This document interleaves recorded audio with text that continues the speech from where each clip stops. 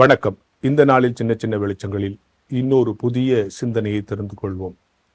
இறையியல் நூல்கள் அல்லது கிறிஸ்தவ மேடைகளில் அடிக்கடி உச்சரிக்கப்படுகிற ஒரு வார்த்தை ஆத்துமா, இல்லையா? உங்கள் ஆத்துமா ரட்சிக்கப்படணும், உங்கள் ஆத்துமா கடவுளுக்குள்ளே வரணும் அப்படின்னு ஆத்துமாவை குறித்து பேசுகிறாங்க. இன்னும் சொல்லப்போனால் நமக்கெல்லாம் கூட ஆத்துமான்னு தான், எங்கள் சர்ச்சில் இத்தனை ஆத்துமா அப்படின்னு சொன்னால், அப்போ சரீரத்தை பற்றி கவலைப்படுறது இல்லையா?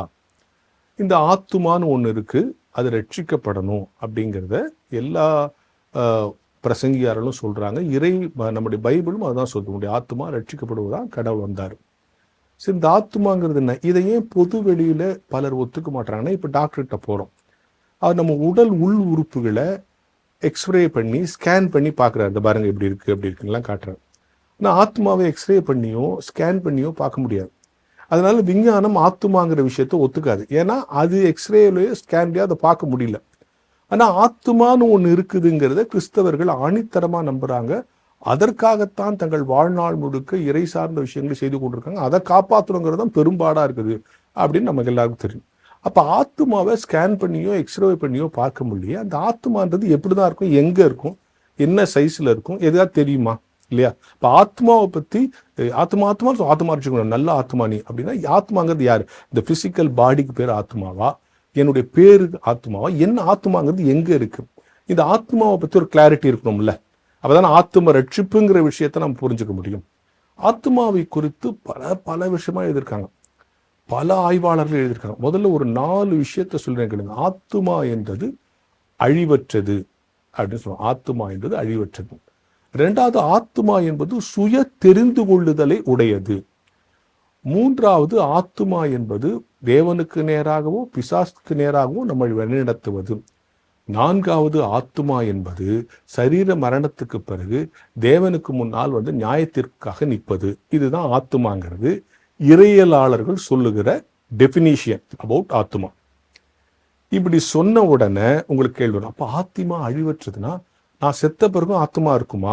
அப்போ அதுக்கு என்ன பதில் சொல்றாங்கன்னா, சரீர மரணம் ஆத்மாவை பாதிக்காது. சரீரத்துக்கு பிறகும் ஆத்மா நிலையா இருக்கும். சரீர மரணம் ஆத்மாவை சாகடிக்க முடியாது. அப்படின்னா அடுத்தது, இந்த சரீர மரணத்தின் மீது அது வல்லமை. இந்த சரீர மரணம் ஆத்மாவை அழிக்காது. மனிதனால் தான் ஆத்மாவை பார்க்க முடியாது. ஆனா ஆத்மா இறந்த சரீரத்தை பார்க்கும் அப்படின்னு இன்னொரு கருத்து சொல்றாங்க. 3வது, ஒரு மனிதன் தான் வாழும் காலத்தில் ரட்சிக்கப்பட்டு விட்டால் அவன் சரீர மரணத்திற்கு பிறகு அவனுடைய ஆத்மா கடவுளோடு போய் பரலோகத்தில் நித்தியமாய் இருக்கும். ஒருவேளை அவன் மரணம் அடைகிற வரைக்கும் அவன் ஆத்மா ரட்சிக்கப்படவில்லை என்று சொன்னால் அது இந்த உலகத்திலேயே சுற்றி கொண்டிருக்கும். இதுதான் ஆத்மாவை பற்றி எல்லா இடங்கள்லையும் படிச்சு சுருக்கமா நான் தெரிந்தெடுத்து உங்களுக்கு சொல்றது. ஆனா இப்போ இதெல்லாம் ரொம்ப பெருசா இருக்கு, புரியல, சில இடங்கள் புரியல, சில கேள்விகள் வருது. என்ன ஆத்மாட்டீங்க சரீரன்றீங்களா? சிம்பிளா ஒருத்தர் சொல்லியிருக்காரு. யார் தெரியுமா? கால்டுவெல்.